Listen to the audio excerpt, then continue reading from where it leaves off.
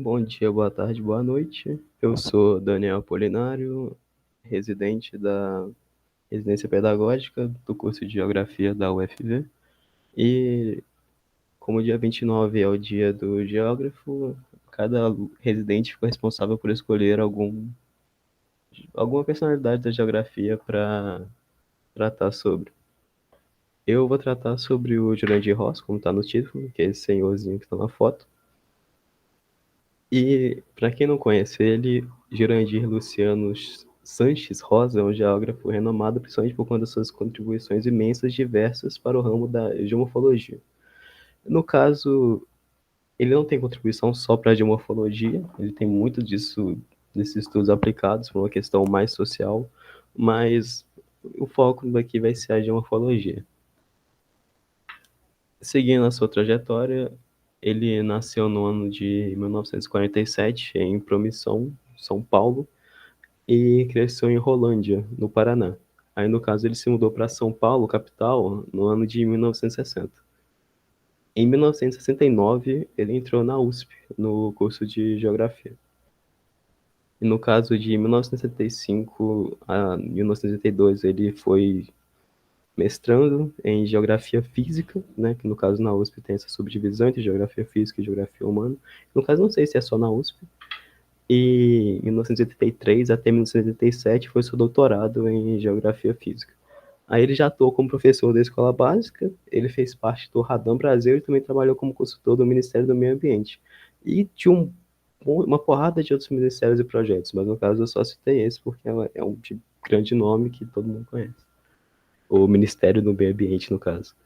E no caso, ele, desde 1973, atua como professor titular da USP. Aí, no caso, eu vou ter essas fotos aqui porque parece que ele tá dançando. Aí, no caso, sua principal contribuição para a geomorfologia é o estudo do relevo do Brasil. Mas, no caso, esse mapa que está aqui não é dele, é um dos seus antecessores, que, no caso, o Haroldo de Azevedo, quem fez esse levantamento, essa classificação, foi professor do Aziz, que foi professor do Jurandir.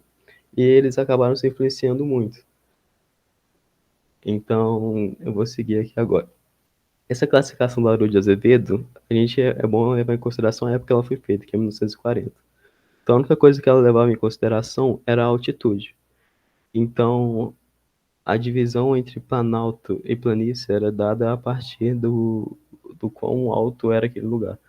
Aí, no caso, levando em consideração as dificuldades da época, né? Porque para fazer uma análise, o pesquisador ele tinha que ir até o local ou enviar alguém para ir no local. Ela conta com apenas 4 planícies e 4 planaltos. Ela acaba sendo a mais simples.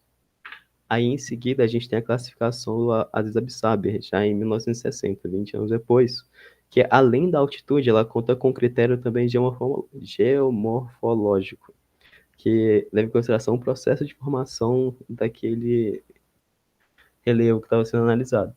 Então, no caso, se ele estivesse recebendo os sedimentos, era uma planície. Se ele estivesse perdendo os sedimentos, ele era um planalto.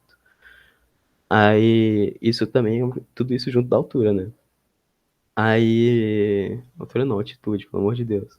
Aí, ela conta com 7 planaltos e 3 planícies, né? No caso, ela conta com 10 estruturas, enquanto a passada contava com 8. Aí agora a gente vai falar sobre o Jurandir Ross e o Radam Brasil, antes de falar sobre o seu mapa. Que no caso, em 1970, começou o projeto Radam, o Radar da Amazônia, que usava imagens de radar para construir mapas temáticos da Amazônia, mapa de geomorfologia, geologia, clima, vegetação. E essas imagens elas eram usadas porque elas eram melhores que as imagens satélites, porque elas não contavam com as nuvens tampando. Então era mais fácil realizar os estudos através dela. Aí esse processo foi um sucesso e eles acabaram expandindo o Radan para o Brasil inteiro. O nome passou a ser Radan Brasil. Aí, cansado de ensinar coisas ultrapassadas sobre o relevo brasileiro, isso coisa que ele mesmo cita numa entrevista, ele se juntou no projeto em 1977. Aí, no caso, essa é a classificação do Jurandir Ross. que no caso, enquanto o Absaber contava com 10 estruturas, ele conta com 28 unidades, né? Isso não, unidade de relevo. Aí, além do critério da altitude, da geomorfologia, também leva em consideração a geologia. Aí, no caso, no Brasil, ele olha se é um cráton ou se é uma bacia sedimentar. Ele junta isso. E, no caso, juntando todas essas análises, dá esse emaranhado.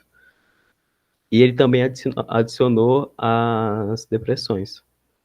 E, no caso, as depressões elas não necessariamente recebem os sedimentos. E além disso, tem a questão da altura dela também ser menor que do que né, a depressão, a gente sabe que é muito abaixo dos seus vizinhos.